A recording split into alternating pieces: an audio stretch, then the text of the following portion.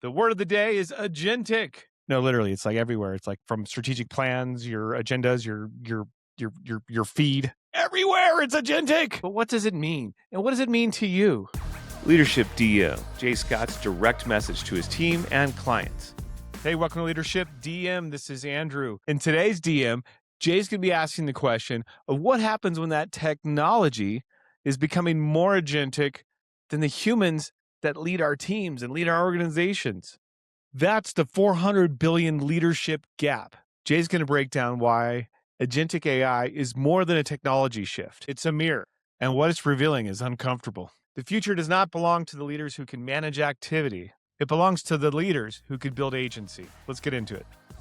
Okay, so check it out, you guys. So we're talking about agentic, a word that for the last 2 years I've been seeing everywhere. Like I literally don't attend any meeting at the executive level, right, at the VP level, any meeting where agentic isn't somewhere on the agenda, isn't in the title of a project. And it's to the point, like at first I was like, I inferred enough of what that meant because I wasn't using the word, right?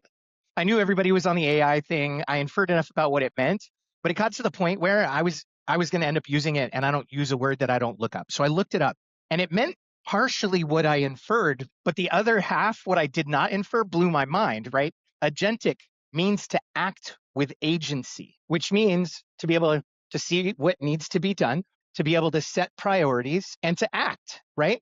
To see what's new, to make what's next, to see what's new, to lead the team to the outcomes the business needs. And I thought, my God, immediately I went to Gallup's study year over year, employee engagement. And this is always frustrating me because I watch all these HR departments treat employee engagement as if we just need to motivate them. And like as if it's the bad manager's problem that they're not motivated. Well, I'm not saying it's not a manager's problem, but the way that they go about this is like, let's give them perks. Let's make them happy. That's not the problem. The problem isn't that they're not motivated to work. They're working. Everybody's burnout busy. Like I can't. Here's the other thing. Like all of these things just came crashing down on me. Right? I go to Gallup. 79% of the global workforce is disengaged. The other side of that number is crazy. That means that only 21% of the global workforce is engaged. And then I was like, and then there's the number they hit you with the 400 billion. It's 400 plus $billion lost due to this lack of engagement, right? And then I went to all of the virtue signaling that I see in meetings today at the executive level all the way down. You show up to a meeting, what do I believe? Connection before content, right? Thank you, Chad Littlefield. Connection before content. So at the beginning of every meeting, I'm like, how's it going? Everybody's like, oh my God, every day's a Monday. Oh my God. Like it's just, and here's what's happening. They're basically saying, I'm working really hard and I want you to know. Mm-hmm. They want to be appreciated because their work is not fulfilling them. They want to be appreciated. I mean, these are executives modeling this behavior, right? So what is that saying to everybody else? Like if you're not murdering yourself for the job, you're not working hard enough. But that is such a backwards way to look at this. I mean, Sean Acor, who's still alive, would be rolling over in his grave, who teaches about the happiness advantage, right? Mm-hmm.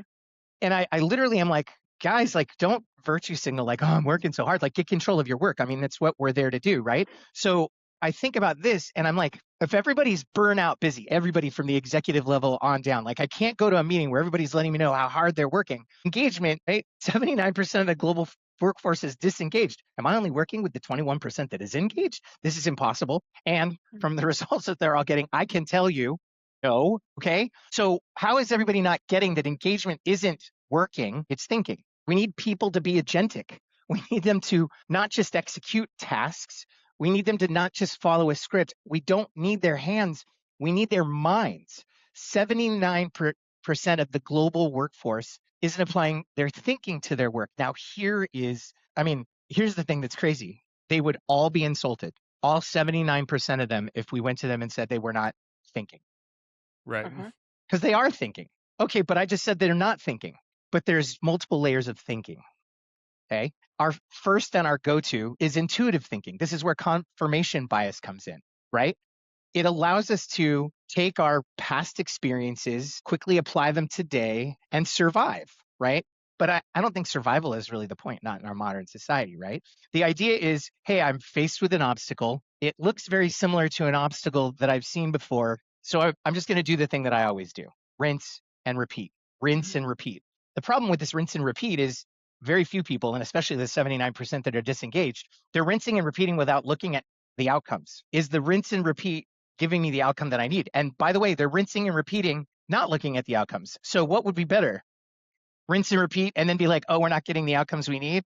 Or instead of rinsing and repeating, hey, I'm faced with this thing. Before I act, what's the outcome I need? And how do I tailor my action to achieving the outcome that I need?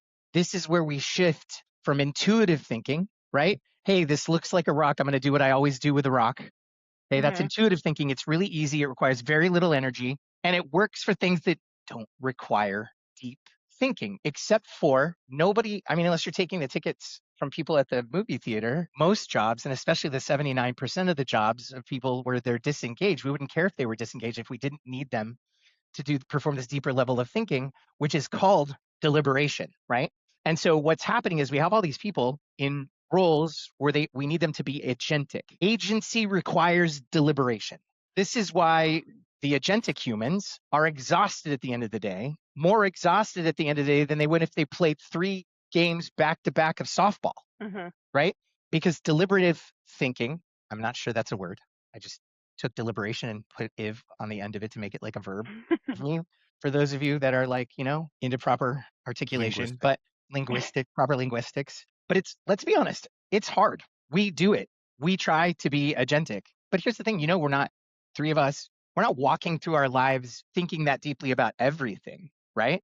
We don't need to think more than intuitively to make a peanut butter and jelly sandwich. We don't need to think more intuitively to put our socks on every day, right? We know how to put our socks on. We don't need to think more than intuitively to put our shoes on every day.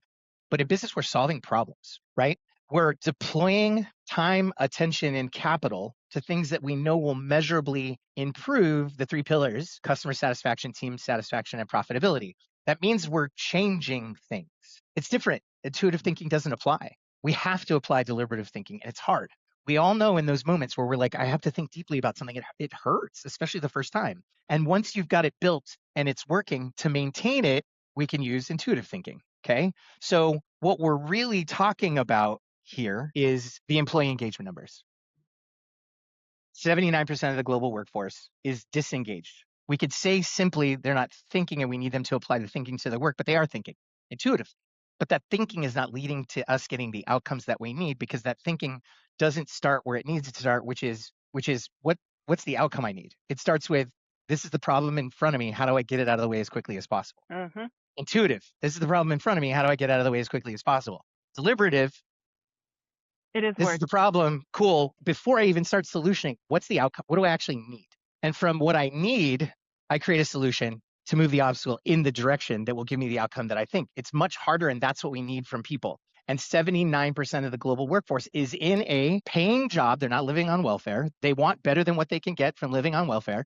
They're in a paying job with a thinking role where we need them to more than not think deliberatively to achieve a future outcome, something that hasn't been achieved before, because improvement is something new, something that hasn't been achieved before. And we all acknowledge right here with all empathy that deliberative thinking is exhausting and it's really hard. And honestly, it's not something most of us are raised being taught how to do. Schools don't necessarily teach us how to do this, okay? The trick is it can be taught, it can be learned. And so where AI comes in, this agentic thing, is really like an investment strategy. There's all these people out there, they're like, hey, 79% of the global workforce isn't producing the outcomes that we need. There's a $400 billion investment thesis that if we solve this problem, we get this money back.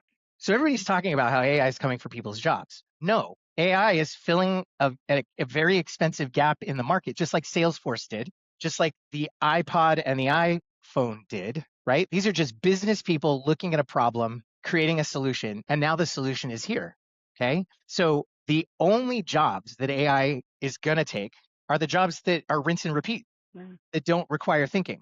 And if you're an auto mechanic, by the way, you cannot be replaced unless you're a non-agentic auto mechanic, because we need people to think. We need people that are solving problems. And if you're an auto mechanic, you're solving a problem.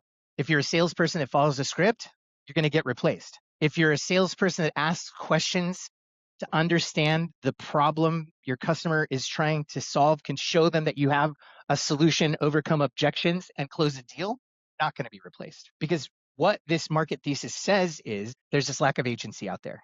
There's a lot of thinking jobs that are being held by people who don't know how or are not willing to put in the effort to think deliberatively, to be agentic. And here's the thing, AI won't replace them. That's the thing right there. That's the most important thing that I said this whole time. If you're in a job that requires deliberative thinking, that job will continue to require deliberative thinking. Leadership requires deliberative thinking. Okay? I need to make sure that my team has looked when we're looking at the work that needs to be done, that we know how it measurably improves the 3 pillars. And once we know how it will measurably improve the 3 pillars, the outcome that we need, we create a solution and we deliver a solution. Okay. So I, as an agentic human leader, will be leading the other agentic human leaders and the agentic human executors and the agentic AI. So what AI has simply done is uncovered the gap in agency and said, listen, hey, if you're in a job that doesn't need thinking, cool, that's definitely going to get replaced. All the jobs that are remaining are going to require deliberative thinking. It's harder, but you're going to build cool stuff. Okay.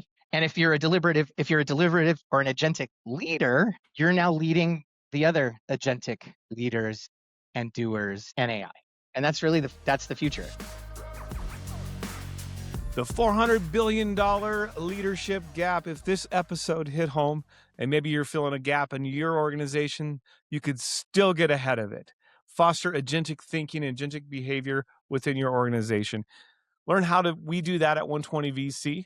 We have the ELPA, the Executive Leadership Performance Accelerator, led by Jay Scott. It's how we install the executive leadership system that we use internally at 120 and with our clients to build unstoppable and really irreplaceable teams because they are already agentic. Thanks for joining us today, and until next time, Zoom high five.